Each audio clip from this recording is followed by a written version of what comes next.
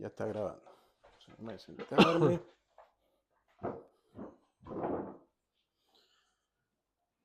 Ponerme con ángulo. Tú necesitas limpiar Los lentes, le hice un... No sé por qué queda un veteadito por ahí. el ruido que hacen estos de afuera. Bueno, efecto de sonido. Son efectos...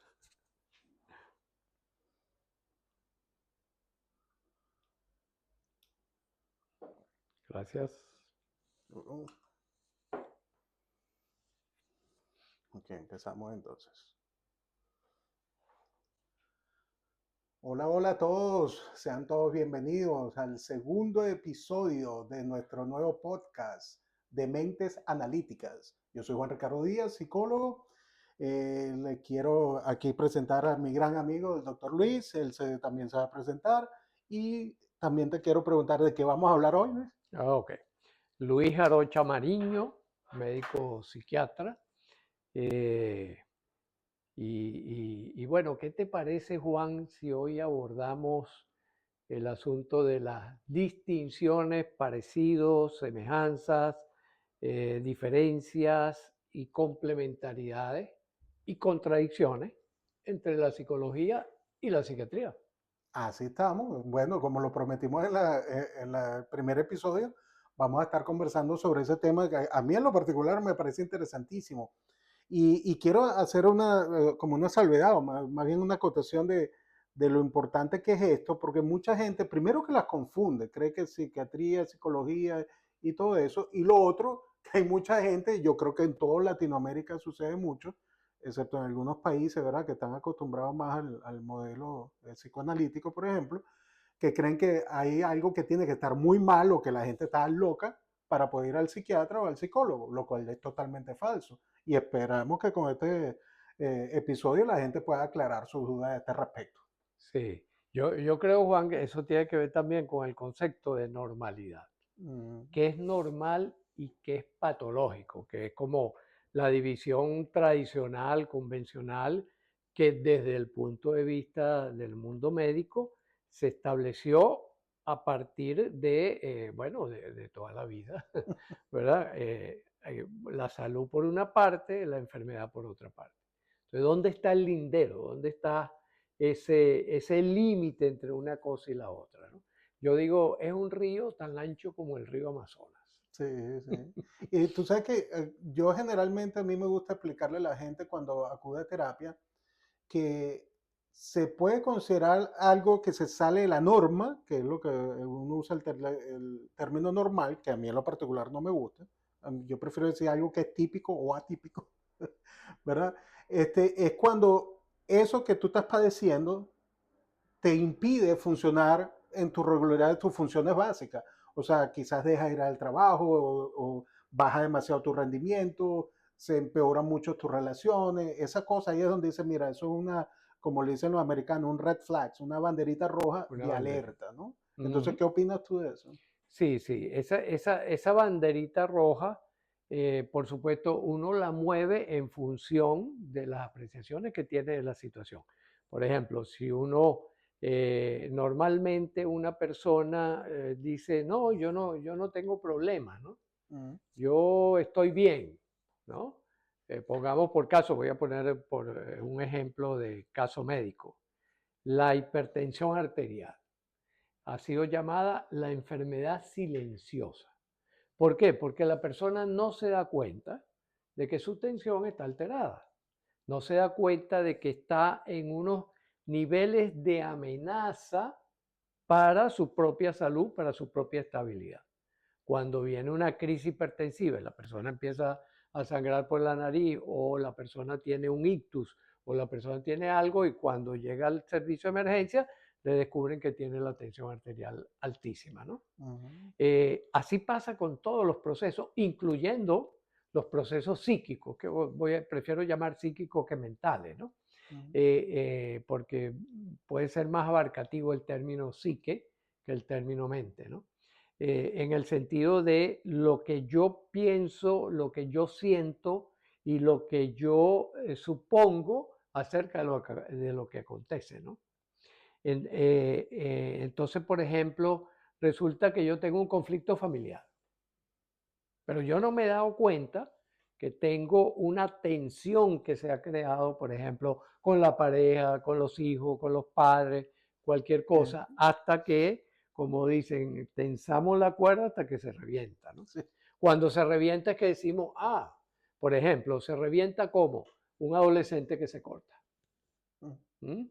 Un adolescente que de repente se escapa de la casa.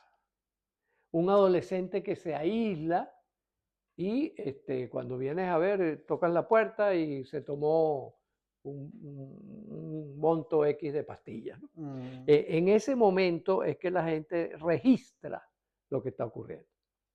Tanto el psicólogo como el psiquiatra tenemos la función de poder ir a etapas previas a eso que está aconteciendo, ¿no? Es lo que podríamos llamar, bueno, en general el trabajo, por ejemplo, del psicólogo, trabajo preventivo del psicólogo, el trabajo promotor de salud del psicólogo, y que ahora también los psiquiatras también estamos entrando en el terreno de lo que llamamos psiquiatría preventiva o psiquiatría de promoción de salud. Es decir, donde ya conociendo técnicamente, científicamente, cómo es que ese proceso se va desenvolviendo, podemos de manera temprana evitar llegar a ese momento de crisis que era lo que llamábamos antes enfermedad, ¿no? Bueno, y ahorita justamente que mencionas eso, ahí es una de las diferencias entre la psicología y la psiquiatría. El psiquiatra, primero que todo, es médico, ¿no? Y bueno, estábamos hablando de los estudios. Para llegar a ser psiquiatra, tienes que estudiar casi un sinfín de años para poderte graduar de médico, después los años de especialización, que me comentaste que aquí ya está casi en 5 años la especialización solamente de psiquiatría, o sea, son muchos, muchos años de dedicación y estudio. Mientras que la psicología es una licenciatura, 4 o 5 años, y luego la maestría, que son como tres Mm, años. También se puede sacar un doctorado, pero eso ya para hacer testing y cosas de esas, ¿no? Pero también que es importante que como el psiquiatra es médico, el psiquiatra puede hacer ese tipo de intervenciones que estás haciendo tú, porque puedes meter una serie de análisis, ¿verdad? Del cuerpo, a ver ujú. cómo está todo. Muchas veces tú lo sabes muy bien que se mal diagnostican muchas cosas porque a veces, ¿qué es lo que se daña? La tiroides Ah, la tiroides. da, ¿verdad? Da cosas muy parecidas, por ejemplo, a la bipolaridad y cosas así. Entonces dice, no, ya va, vamos a descartar primero la parte fisiológica, tu salud biológica, y luego decimos si es una cuestión que de la psique o no.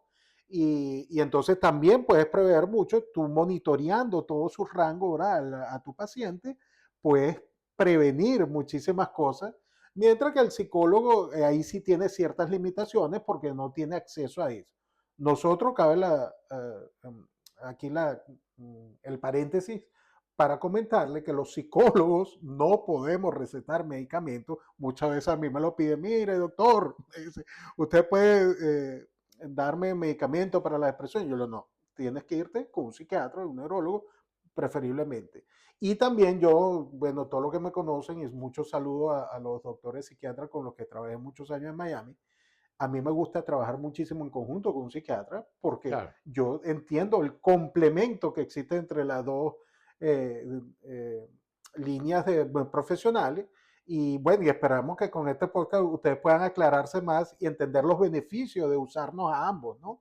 Para, Exacto. eh, Sí, yo creo que un poco para aclarar ciertas cosas, sobre todo para aquellas personas que no conocen, eh, la historia es muy importante. ¿Por qué? Porque sobre todo después de Cars, que fue el gran, digamos, promotor del trabajo científico en su momento, Descartes hizo la división mente-cuerpo de una manera tajante, diciendo que utilizó un modelo mecánico, el reloj, diciendo que el cuerpo era todo el mecanismo de relojería y la mente la tensión que se crea, ¿verdad?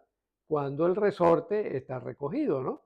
Es decir, como una competencia, pero siendo dos cosas separadas, como la mente, la entrada del alma en el cuerpo, pero que era algo completamente separado. Eso hizo que los estudios acerca del componente humano se dividiera también en esas dos grandes tendencias. Por una parte estaba la filosofía, que era buscar conocer las cosas a través de la razón, y por otra parte estaba la ciencia, que era conocerlo a través del estudio de lo que había o de lo que hay, ¿no? El estudio pormenorizado de lo que hay sin contaminarlo con las apreciaciones subjetivas, ¿no? Entonces ahí se dividió lo objetivo y lo subjetivo, y entonces quedó la psique por una parte y el cuerpo por otra. Es interesante que, y por eso hago este como mini recuento histórico, porque las profesiones van cambiando y van apareciendo nuevas formas de expresión en las disciplinas humanas en la medida que se van descubriendo cosas interesantes, ¿no? Entonces, por ejemplo, la escuela de psicología, cuando yo estudiaba, pertenecía a la facultad de filosofía, Exacto. ¿verdad? Era una El rama de origen. la filosofía que poco a poco se fue separando gracias a los estudios que se empezaron a hacer empíricamente y sobre todo el desarrollo del conductismo, ahí fue interesante su contribución, ¿verdad?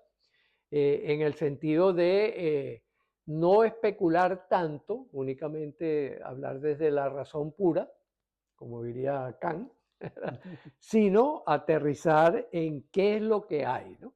Que incluso es lo que llevó al extremo, yo creo que lo llevó al extremo, el conductismo, ¿no? Sí, sí. Y por otra parte, el psicoanálisis en sus orígenes también separó la parte psíquica y se dedicó únicamente a la parte psíquica, desprendido de la parte conductual. ¿Mm? Y ahorita que me comentaste el origen de la palabra psique, que es Psique, bien interesante. claro que en principio es alma, en principio Ujú. psique es alma. De hecho, psiquiatría se inaugura como terapia del alma enferma, el alma que está enferma, el alma que está en modo sufrimiento, es atendido por el psiquiatra, ¿no? Ujú. Por supuesto, en la medida que alma también fue perteneciendo más a los aspectos metafísicos y filosóficos y menos a los científicos, la ciencia, que particularmente la ciencia médica, se fue alejando de esa parte de consideración psíquica que además es lo humano. Sí. Mire, por Entonces, cierto que tú sabes que yo tuve la experiencia viviendo tantos años en Estados Unidos, que la psiquiatría en Estados Unidos es bastante, bastante médica, muy poco psicológica. Un psiquiatra, tú vas, no te atiende más de 5 o 15 minutos, escucha tu razonamiento, tu cosa y te manda medicamento y ya hasta ahí llegó la relación con el médico. Mientras que yo veo que los nuestros, como tú, los venezolanos, los colombianos, todo eso, la gran mayoría de los psiquiatras tienen conocimiento y entrenamiento psicológico, saben psicoterapeuta, hacer sí, psicoterapia, que es un complemento bellísimo y claro. perfecto, ¿no? Entonces es bueno hacer la diferencia porque dicen, no, que yo voy a casa del psiquiatra a echarle todo mi cuento y todo. No, depende del psiquiatra, porque una gran parte de psiquiatría no te van a escuchar tus cuentos, ellos Sí, se van a ir derecho para lo que tu cuerpo, tu biología necesita y te van a hacer recomendaciones de medicamentos que ellos creen que te pueden ayudar. exactamente. Sí, por eso es importante cabalgar con ambas cosas, Mm, ¿verdad? Con lo que pudiéramos decir, llamar la experiencia subjetiva, lo que yo siento, lo que yo pienso, lo que a mí me gusta, ¿verdad? Todas esas consideraciones. Y por otro lado, la parte orgánica, que es la base material de todo eso que está ocurriendo, ¿no? Es tal cual como lo estamos ahora concibiendo, yo diría en el siglo XXI. En el siglo XXI el gran aporte es el término neurociencias, porque ujú. neurociencia es precisamente como tratar de hacer cabalgar ambas cosas, que ambas cosas vayan de la mano. ¿Qué es lo que ha ocurrido? Que el desarrollo del aspecto orgánico, del aspecto físico, del aspecto bioquímico, ha tenido un enorme desarrollo. Sí. Ha tenido un enorme desarrollo y eso ha arrastrado a los psiquiatras a ese polo. Fíjate, yo tuve la fortuna de estudiar en un posgrado donde estábamos juntos los psicólogos que estaban haciendo el posgrado en clínica Ujú. y nosotros los psiquiatras. Todas las materias eran comunes, menos dos. La parte de bioquímica cerebral, que la estudiábamos nosotros, bioquímica y farmacología, que era de los psiquiatras, ahí sí íbamos exclusivamente a los psiquiatras, y la parte de los test mentales, que era de los psicólogos. Y así está establecido por los respectivos colegios. O sea, por ejemplo, el Colegio de Psicólogos mantiene la tesis de que ellos son los únicos autorizados para hacer test, Ujú, ya desde el punto de vista jurídico y social, ¿no? ujú. Mientras que los psiquiatras se reservan la parte de medicación porque sí es algo que corresponde a la formación farmacológica y de fisiopatología que estudia uno cuando estudia medicina, ¿no? Entonces, Mira, eso hace esa distinción, digamos, de detalle a la hora de atender un caso. estoy pensando en una analogía a ver si hace sentido. Escúchame aquí. Es como que si tu cuerpo, tú eres un automóvil, ¿verdad?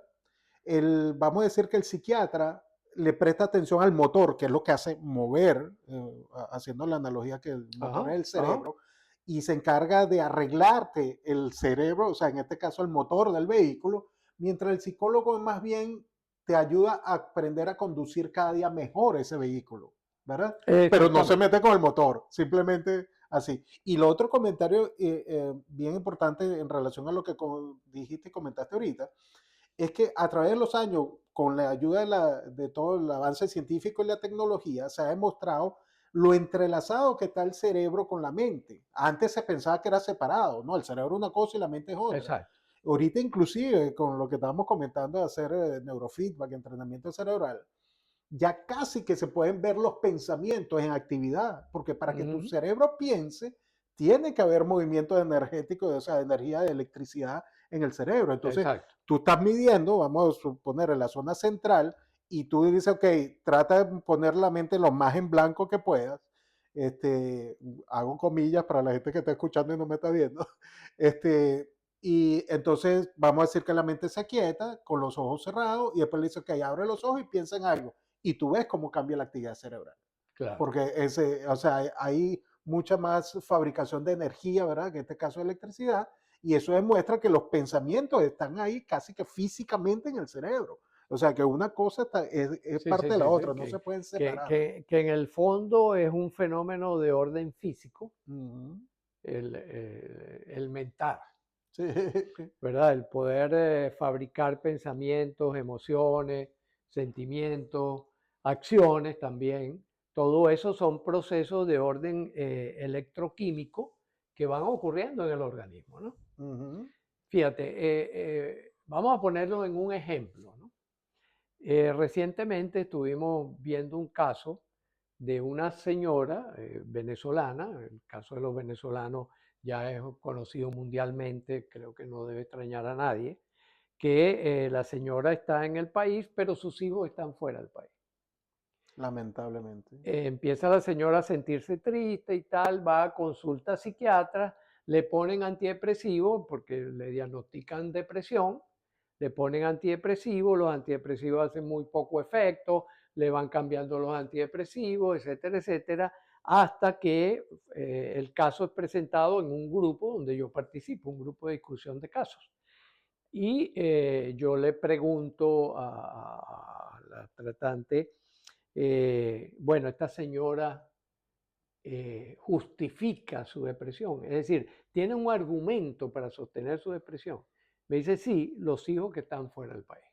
Ujú. Entonces, en Pequeña ese momento diferencia. yo le digo, ah, ok, entonces aquí hay un error diagnóstico. Esto no es una auténtica depresión desde el punto de vista psiquiátrico, sino que es una tristeza profunda. Es Bueno, decir, ella se va a beneficiar más de la psicoterapia y del abordaje de socioterapia que del abordaje farmacológico, aun cuando uno pueda sostener los fármacos cuando, por ejemplo, uno ve que hay mucho riesgo, ¿no? Hay riesgo, por ejemplo, de que la señora intente contra ella o que se quede tirada en una cama, cosas por el estilo. Bueno, por supuesto, ahí uno se puede ayudar o con precursores naturales, o con alimentos, o con neurofeedback. Hay montones de posibilidades. Hoy en día tenemos un Sí, abanico de obvio, claro. opciones que ocupan es precisamente ese límite, ¿no? Están en ese río Amazonas que está entre lo que es la psicología y lo que es la psiquiatría ya como disciplinas sancionadas política y judicialmente, ¿no?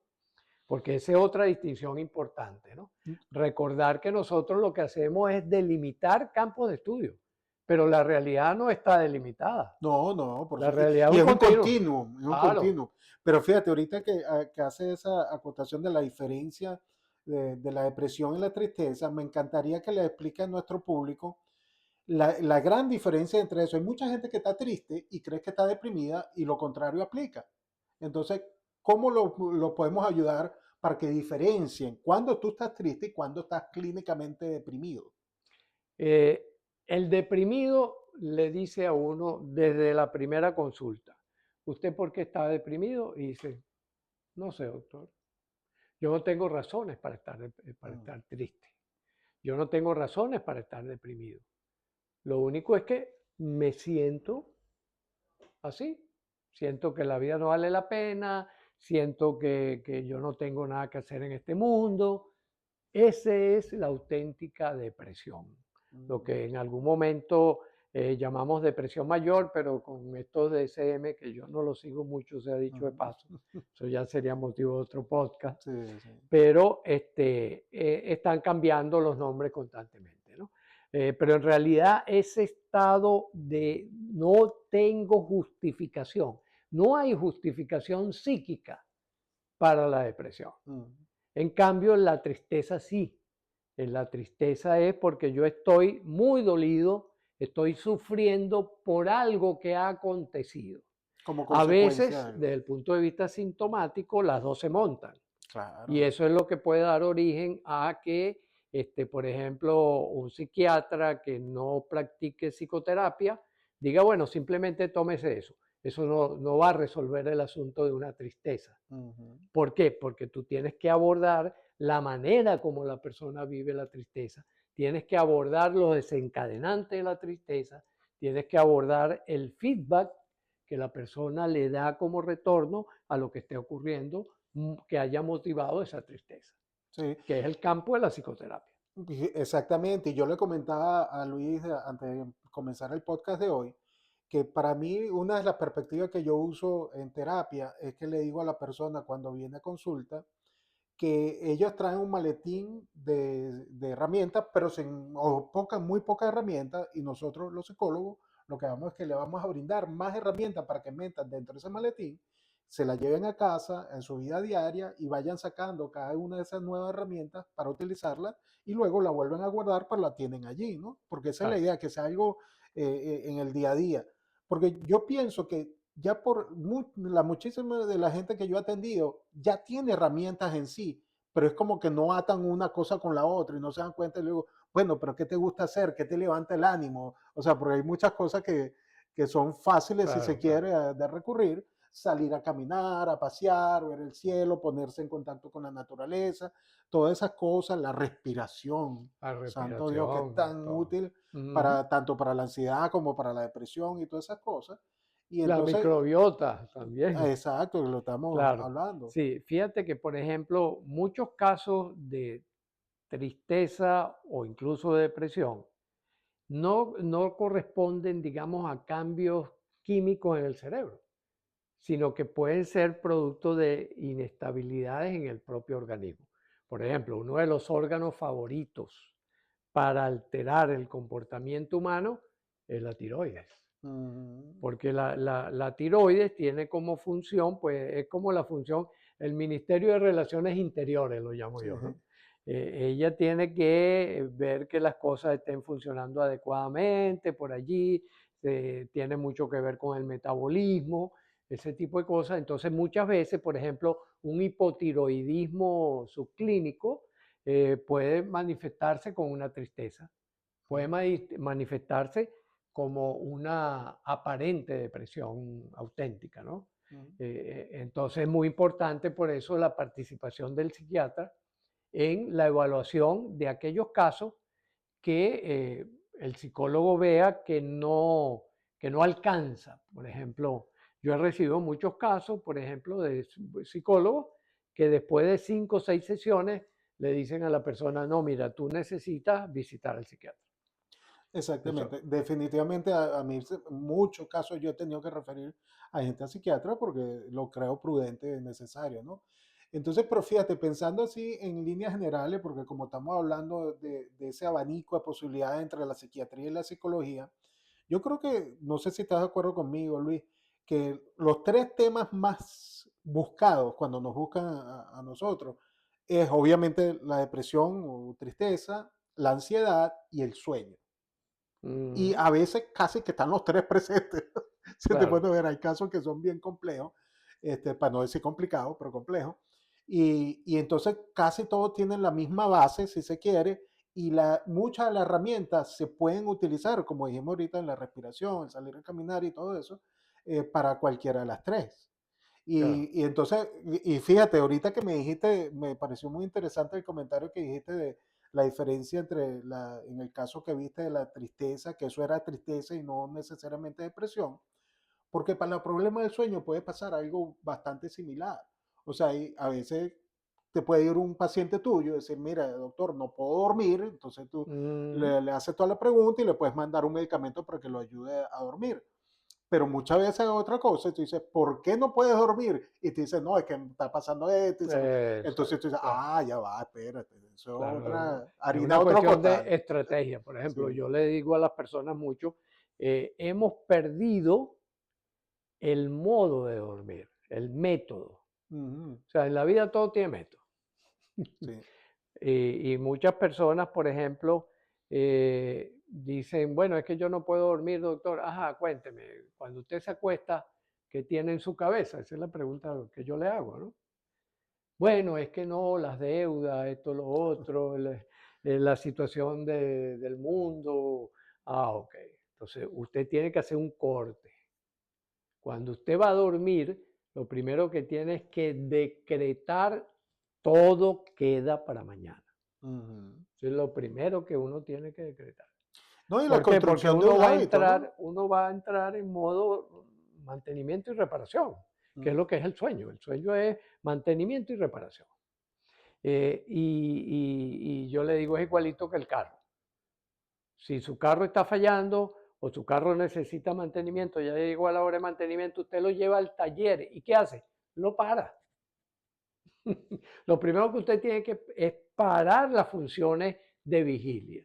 Usted tiene que parar el trabajo, usted tiene que parar la familia, usted tiene que parar su propia seguridad y entregarse a los brazos de Morfeo y mm. disfrutar al máximo las ensoñaciones que son producto del mantenimiento y de la reparación psíquica que ocurre también durante el sueño.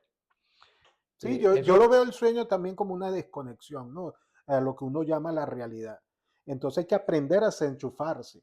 Y yo claro, normalmente sugiero la creación de hábitos para dormir, de, por ejemplo, desconectarte de las redes sociales, de la misma televisión, de cualquier cosa, una hora antes de que te vayas a dormir por lo menos. claro, Trates de comer antes, por lo menos 2 horas antes. O sea, como ir preparando todo el cuerpo, al cuerpo, diciendo, mira, yo voy a ir a dormir y necesito estar en la mejor forma posible para claro, poder descansar, ¿no? claro. Y quizás hay gente que le ayuda el sonido, que usan el llamado white noise, el sonido ese blanco, que hay Mm, gente que se queda con el televisor prendido para el sonidito. exacto. Bueno, y entonces que cada quien vaya descubriendo sus ayudas, ¿no? O sea, hay gente que usa Tapaojo, tapaojos, la cobija ponderada también ajá, ha sido un recurso interesante. O sea, hay muchas cosas que se pueden hacer para que uno tenga un buen dormir, aparte de alguna sustancia química. ¿Por qué? Porque químicamente hay un cambio. Ahora, advertencia. No hay ningún medicamento que garantice la complejidad del sueño, que son, al menos se han identificado 4 etapas que uno ha de seguir en secuencia y después retornar poco a poco. Este, que satisfaga. No hay medicamento que satisface todo eso. Por eso es que dormir artificialmente, o sea, dormir con medicamento, es peligroso, es riesgoso si se mantiene, si se prolonga mucho tiempo. Y Eh, yo veo también no sé si en los otros países es tan famoso, pero en Estados Unidos es muy famoso un medicamento que llaman el Ambien, que lo recetan mucho para la dormida los médicos. Y yo digo, quizás alguna que otra persona lo ayude, pero yo, como es un sueño casi que ficticio, porque es creado por el ah, medicamento, la calidad del sueño no es la misma. Y yo le digo, mira, la eso, mejor forma de darte cuenta es cuando te despiertes. eso, Mira lo que tiene que eso. pasar. Tiene que, yo digo, fresco como una lechuga, alerta, de buen humor y con energía. Si tú no tienes esos elementos, tu sueño no fue bueno. No fue bueno, exacto. Entonces, Ese, vamos a ese, arrancar de ahí. ese es un tremendo indicador, Sí, ¿no? sí, definitivamente. Por ejemplo, cuando ya la persona tiene insomnio crónico, sí es conveniente consultar a un especialista en psiquiatría, pero que esté al día. Ujú. Cosa que, bueno, pareciera sencilla, pero no. ¿Por qué? Porque la velocidad del conocimiento en el siglo XXI es impresionante. Ninguna persona puede seguir sola toda la evolución de los nuevos aportes que están apareciendo. Por eso es que es muy importante trabajar también en equipo. Que cuando usted vaya al psicólogo, cuando usted vaya al psiquiatra, usted pueda preguntarle, usted trabaja en, perdone doctor la pregunta, pero usted trabaja en equipo. Es decir, usted tiene al lado suyo para cualquier cosa, o si eres psicólogo, un psiquiatra, ¿cómo se llama? Un endocrinólogo, un internista, eh, que pueda darle apoyo en un momento dado. Incluso muchas veces, por ejemplo, como se trabaja en las instituciones, hay trabajadora social, hay sociólogo, hay antropólogo. ¿Por qué? Porque es cubrir todo un espectro complejo, ¿no? Porque fíjate que parte de la limitación del siglo XX fue que hemos centrado toda la atención en el individuo, como Ujú. estamos haciendo ahorita. Pero resulta que el individuo vive en un Una entorno. sociedad, sí. Y fíjate, por ejemplo, cuando tú atiendes a los conflictos que se están generando o que se han ya generado en el ámbito familiar, en el ámbito organizacional, en el ámbito vecinal, en el ámbito amical, en los distintos ámbitos en que nos desenvolvemos los seres humanos, ya cuando uno está afectado es una hora tardísima. Ya han pasado muchas cosas que hacen que dificulte el retornar a la salud, el volver a un estado de salud o el conseguir un estado de salud por primera vez en la vida, que también ocurre, ¿no? También. Por eso es importante, fíjate, yo formaba parte de un equipo que se llamaba en la universidad Unidad de Comunicación Humana y Terapia Familiar. Porque un poco ahí era la idea de que a través de la comunicación es que nosotros nos vamos constituyendo como quienes somos, ¿no? Entonces hay un feedback permanente con el entorno y una de las cosas que yo criticaba era, por ejemplo, que se considerara como una rama aparte, como una corriente, la terapia familiar o la terapia sistémica, este, como que una rama aparte. No, esos son constituyentes importantes del trabajo para ser efectivo, para ser eficaz y eficiente. Bueno, mire, me parece prudente también mencionar, ya que estás hablando de terapia sistémica y todo eso, mi especialización en matrimonio y familia. Eso no quiere decir que eso es lo único que atiendo, pero es mi enfoque principal. Entonces quiero compartir con los oyentes para aclararle un poco de cómo va la psicología y después tú me ayudas con la parte de la psiquiatría. Hay muchos tipos de psicología, ¿verdad? Por ejemplo, la abnormal psychology, que es psicología anormal, que se dedica más que todo a casos ya más serios, o sea, como bipolaridad, cualquier desorden de personalidad, es como las cosas más graves que trabajan muy de mano con los psiquiatras, ¿no? Pues ese es su área de enfoque. Hay otros que son más conductuales, otros más cognitivos. El caso mío, yo soy cognitivo-conductual, que es una mezcla de las dos. Pero hay psicólogo clínico, educacional, bueno, hay de industrial, hay muchos tipos de Industriales, psicología. claro. Y a su vez, cada psicólogo tiene su propia, como tú bromeabas con la corriente, ¿no? O vamos a decir su abordaje, que hay abordaje, por ejemplo, del el psicoanálisis, que es el directo de Freud, ¿verdad? Que es cuando bromean que cuando tú hagas un psicoanalista puedes pasar 10, 15 años yendo a terapia y como que nunca termina de resolver nada, pero es un estilo de psicología. Hay el CBT o el TCC, que se dice en español, que es terapia cognitivo, ¿cómo es? Con- Cognitivo-conductual. cognitivo. Hay terapia positiva, el mindfulness, que está muy de moda, que eso también quisiera que habláramos un poco de eso ahora. Pero es para que entienda que no todos los psicólogos son iguales, o sea, depende del abordaje que esté usando. No es que uno sea más efectivo que el otro, sino que son diferentes. Eh, Claro. también se dice que hay varias maneras de cómo espellejar un gato, es un dicho en inglés, ¿no? Exactamente. Entonces, pero el resultado al final debería ser el mismo, ¿no? Pero cuéntame en psiquiatría, cuando tú estudias psiquiatría, tú puedes, tienes esa facultad o interés, no sé cómo llamarlo, de especializarte en algo o ya es psiquiatría solamente. Sí, hay subespecialidades. Por Ujú, ejemplo, una de las subespecialidades que se ha desarrollado bastante es la psiquiatría infantil, ¿no? ujú, Ahora bien, el problema con esto, existe también que la gente se sorprende cuando yo lo comento, la psiquiatría social, ujú, la psiquiatría institucional, la psiquiatría comunitaria, ¿no? ok. Que son, digamos, ¿dónde pongo el ojo? ¿Mm? Ahora, desde el punto de vista de lo que nosotros estamos desarrollando, la crítica que hacemos es que esto simplemente son herramientas y que uno debe trabajar con la persona que tiene delante o con el grupo humano que tiene delante, sea una pareja, sea una familia, sea una organización, sea lo que sea un grupo político, un partido político o un vecindario, por ejemplo. Ujú. También una de las cosas que hacía un colega mío era, él hacía, trabajaba con los condominios. Santo Dios. La cantidad de Yo no quisiera estar ahí. conflictos, la cantidad de Sí. conflictos que ocurren en un condominio. Bueno, él se dedicó y tuvo más o menos relativo éxito, iba, se reunía y les daba herramientas. Pues mire, ustedes se están peleando por una tontería, por una tergiversación interpretativa. Bueno, miren, vamos a acomodar eso. Era como una especie de negociación o resolución de conflicto, de mediación. Sí, porque es que Que, los condominios funcionan como en la misma dinámica de familias disfuncionales. Igualito, Es lo claro, mismo. claro. ¿Por qué? Porque en el fondo la estructura es la misma. Mm, La estructura del ser humano es común.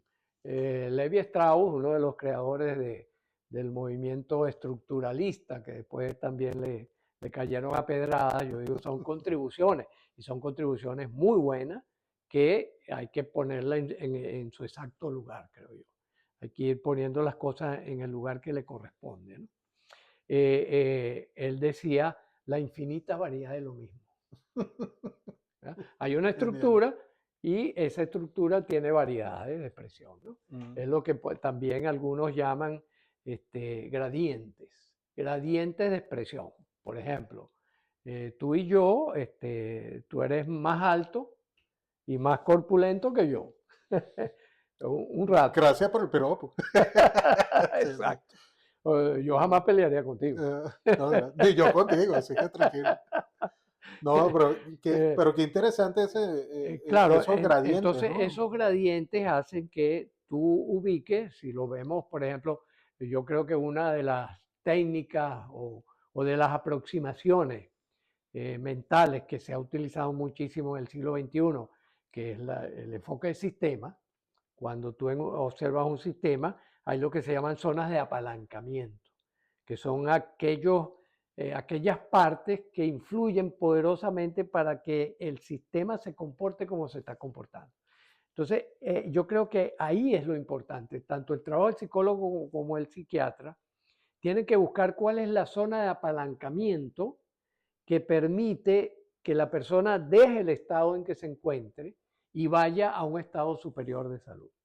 Esa es la manera como estoy trabajando y como hemos deducido a partir de un equipo de trabajo, que es lo más ventajoso, ¿no? Entonces, ahí esa zona de apalancamiento me va a decir, ok, voy a utilizar psicoanálisis, voy a utilizar terapia familiar, voy a utilizar terapia organizacional, voy a utilizar neurofeedback, voy a utilizar psicofármaco, voy a utilizar psicoterapia cognitivo-conductual, voy a utilizar programación neurolingüística, voy a utilizar, o sea, la caja de herramientas con que contamos en la actualidad, Enorme. yo creo que es enorme. Y si uno aprende a afinar el ojo, sabe, yo estoy capacitado, por ejemplo, yo puedo ser especialista en terapia cognitivo-conductual, pero veo que esta persona es más susceptible a través del razonamiento, lo mando para el psicoanalista que fulano de tal. Es decir, eso lo llamamos nosotros, en medicina lo usamos mucho, no sé, creo que en psicología un poco menos, que es referir. Claro. Por ejemplo, el internista recibe a su paciente, lo oculta, lo ve por aquí y le dice, anda a visitar al cardiólogo, Ujú, ujú. porque encuentro ahí un soplito que no me gusta, Bueno, fíjate, ¿no? a mí me ha pasado mucho, yo, como te comenté anteriormente, yo refiero mucho a psiquiatras en el caso de necesidades específicas y especiales, pero también he enviado a neurólogos, a gente que hace la dieta, no recuerdo, Nutricionista, nutricionistas, toda esa cosa, porque trato de entender el todo de la claro, persona y sus necesidades, y digo, yo no lo puedo abarcar todo, o sea, yo claro, necesito especialistas, exacto, zapatero a sus zapatos. exacto, Mira, pero por cierto que te quería hacer un comentario, Luis, que ya que la psique en psiquiatría y la psique en psicología, las dos palabras contienen lo mismo, que hace referencia al alma, la forma y la manera de incluir la parte espiritual en el todo del ser humano, que a mí me parece importantísimo. Yo lo explico de la siguiente manera. Yo percibo al ser humano como una mesa de tres patas, donde una pata obviamente es la parte mental, psicológica, la otra la parte del corporal, la biología, ¿verdad? Que es lo que atiende en gran parte también la psiquiatría, pero la otra es espiritual. Si cualquiera de las tres patas falla, esa mesa se cae. Entonces tenemos que claro. tener las tres patas firmes, ancladas a tierra. Entonces, ¿cuál es tu abordaje a la parte espiritual desde el punto de vista psiquiátrico? La que me dicte la persona. Ujú, O sea, por ejemplo, yo si recibo a una persona que es católica, me hago católico en el contexto de la terapia. ujú, Entonces vamos a hablar de los ángeles, vamos a hablar de la Virgen, vamos a hablar de esto como punto de apoyo, de anclaje para su manifestación. Si es judío, me hago judío. Si es musulmán, me hago musulmán. O sea, me hago, por supuesto, entre comillas, ¿no? claro, Es claro, se decir, entiende. en ese momento respeto la alineación que la persona haya tomado, ¿no? Ujú, Y si es agnóstico, me hago agnóstico. Y si es ateo, me hago ateo, ¿no? Es decir, esa pauta eso es lo que en semiótica se llama el aspecto semántico. Es decir, la interpretación de lo que está ocurriendo que queda en manos, yo digo, en manos de la persona. ¿Por qué? Porque esa es su experiencia, esas son sus creencias profundas, esos son sus valores y por lo tanto, bueno, me tengo que guiar por eso.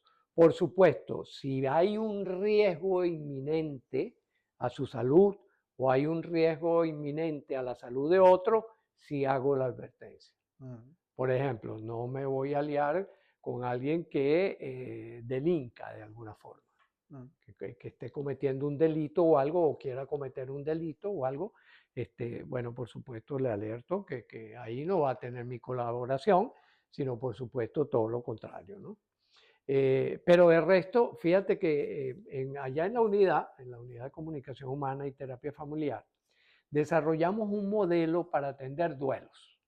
Porque en un momento dado empezamos a ver pacientes con duelos y dijimos cómo sistematizamos un protocolo que pueda ser útil, ¿no?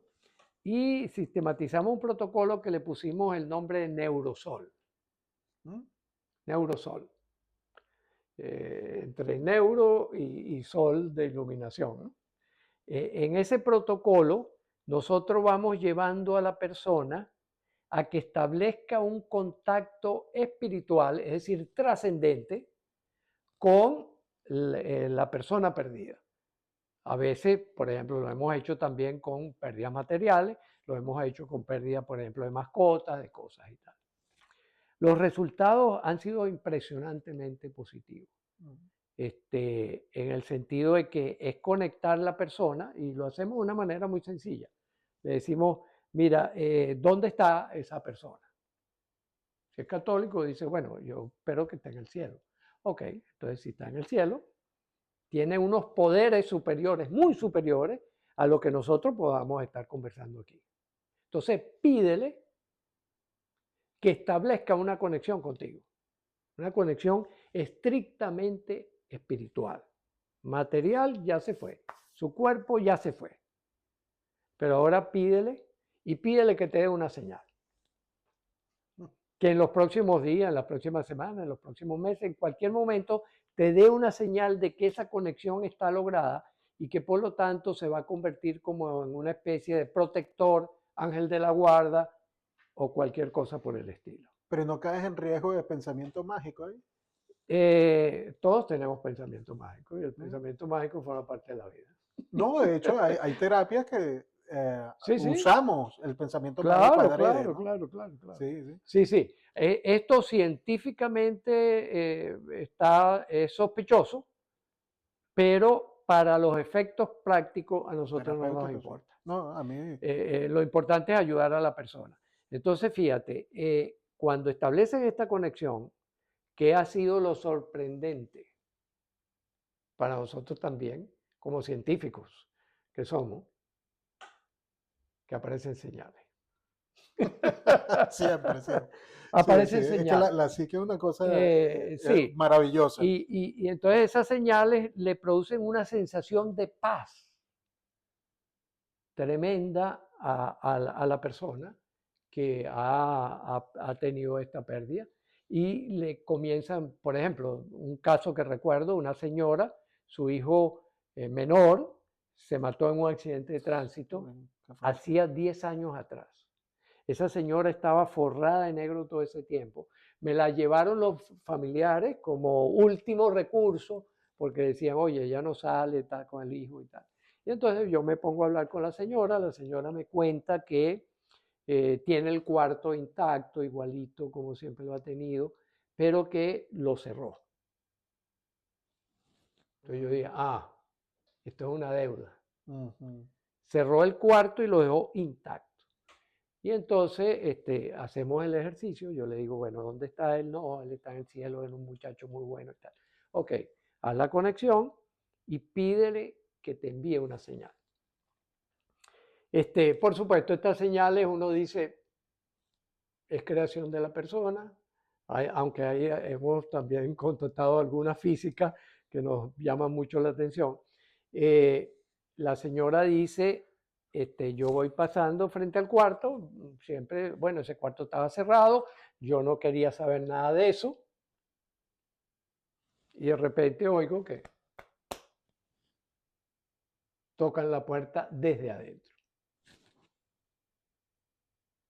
Y la señora inmediatamente dijo, esta es la señal que me dijo el doctor. Y abrió el cuarto. Abrió el cuarto y ve aquello, bueno, por supuesto, cubierto de polvo y tal. Entonces dijo, no. Empezó a sacar la ropa y dijo, esta ropa la voy a llevar tú sabes, para regalarla y tal. Los libros los voy a donar a la biblioteca y tal. Total que la señora se aparece en el consultorio vestida de colores. Qué bueno. Y Mira, me llama la familia, y me dice, doctor, ¿pero qué hizo usted? Yo, bueno, nada, aplica el Neurosol.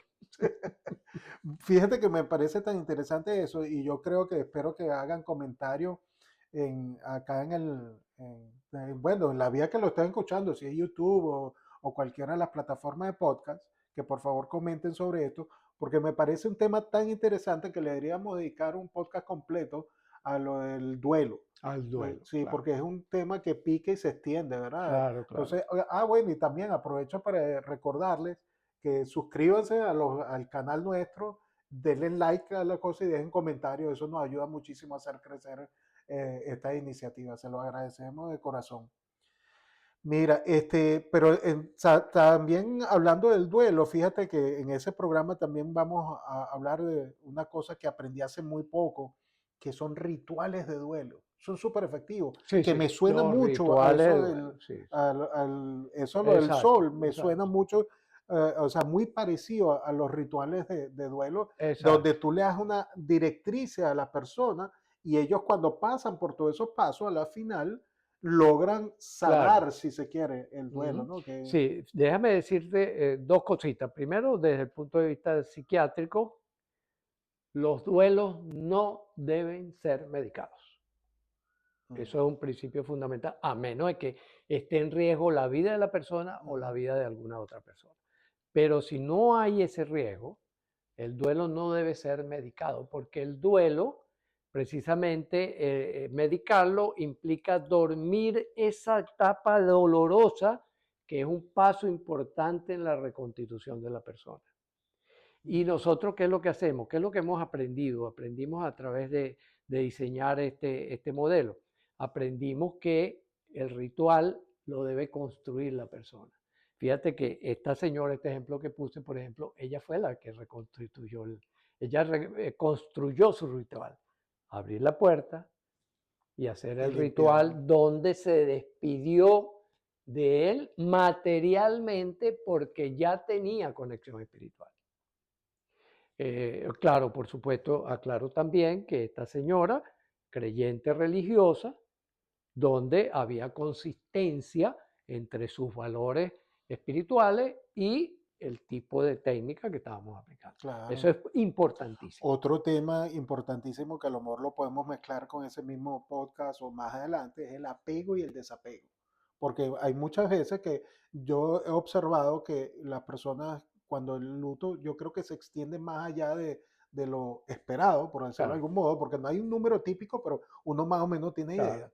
Por ejemplo, esos 10 años a mí me parece una barbaridad. claro, dejaste de vivir, pues. Exacto, entonces Claro, ahí hay un apego que hay que descubrirlo, ¿no? Entonces, y ese tema es interesantísimo porque uno se puede apegar a muchísimas cosas, no solo a personas, sino a cosas, la gente esa que acumula cosas, hay claro. muchas cosas de apego, y también cómo aprender a desapegarse. O a veces hay gente que se desapega demasiado y se va para el otro lado. Entonces, Exacto, hay claro. temas interesantes que hay que abordar, ¿no? Sí, sí, sí, sí. Y que bueno, yo creo que lo interesante es que ese lindero, ese límite entre lo psicológico y lo psiquiátrico, es un límite establecido por los cultores de la psiquiatría y de la psicología. Es decir, yo lo llamo grandes etiquetas que los seres humanos le ponemos a las cosas y que los científicos le ponemos etiquetas a las cosas porque si no, ¿cómo las reconocemos? No, y exacto. Y para Claro, ponernos de acuerdo en algo, ¿no? si yo tengo un envase y no dice nada, imagínense ustedes que van a un automercado y que están todos los frascos, pero ninguno tiene etiqueta. Sí, Imposible, ¿verdad? Entonces, cuando, sobre todo los muchachos ahora, que es otro capítulo que también tenemos que abordar, las nuevas educaciones, tiene que ver el muchacho que me dice, no, es que a mí no me gusta que me etiqueten. Entonces yo le digo, entonces desapareces. Si no tienes etiqueta, desapareces. Tu nombre es una etiqueta. Si no te ponen esa etiqueta, nadie te puede llamar, nadie puede saber de quién se trata. Que fíjate, por pero no cierto, somos la etiqueta. La etiqueta nos sirve para exacto, algo. Tienen claro, la funcionalidad. etiqueta es el anuncio Ujú. semántico, ¿verdad? De que yo contengo esto, ¿verdad? Por ejemplo, mi etiqueta Luis significa, bueno, ¿quién es Luis? Entonces aquel muchachito que Efraín y Aida fabricaron en 1949 y taca, taca, taca, taca, taca, taca. Ese es Luis, ¿verdad? Ese soy yo. Todo ese historial, más las especulaciones, la fantasía enorme que fabricamos todos, que proyectando hacia futuro y que bueno, habrá que esperar para ver si es así o no es así. Así es. Mira, bueno, ya estamos llegando al límite, entonces, ¿quieres continuar con una idea más o lo dejamos hasta aquí? Tú me dices. Bueno, yo creo que está bien por hoy, ¿no? ¿Te parece? A mí Estamos me en parece. hora. Sí, Sí, sí. está bien. Bueno, y nuevamente muchísimas gracias, Luis. Me encanta conversar contigo. No, gracias a ti, Juan. Hemos hecho una dupla maravillosa. Sí. Bueno, los esperamos en el próximo capítulo. Hasta luego. Hasta luego. Aforismo de nuestro espacio. Cuando usted dice es que tú, está en serios problemas, ya que pretende conducir un cerebro ajeno. A lo sumo podemos invitar. Confundir deseo de posesión o imposición con amor ha sido uno de los errores fatales cometidos en la historia. Y por último, el amor, al igual que la paz, se expresan diferente en cada dimensión que habitamos. Requerimos un dominio efectivo en cada uno de ellos para vivir a plenitud. Próximo capítulo, depresión y ansiedad.